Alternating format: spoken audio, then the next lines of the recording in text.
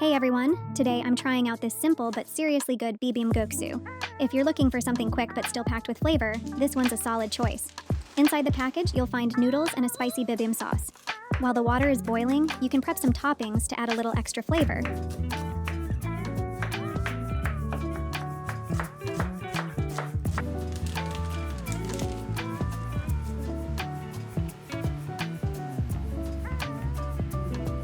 The noodles are nice and bouncy, and rinsing them in cold water makes them extra chewy. Some Bibim noodles don't have enough sauce, so they end up tasting a bit bland overall. But not this one. Every bite is flavorful, all the way to the last strand.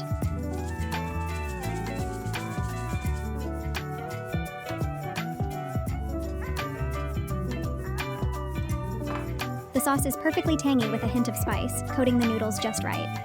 Once you start, it's hard to stop. A meal this easy and flavorful is worth keeping on hand. You'll find yourself craving it from time to time. And as always, enjoy a simple K meal.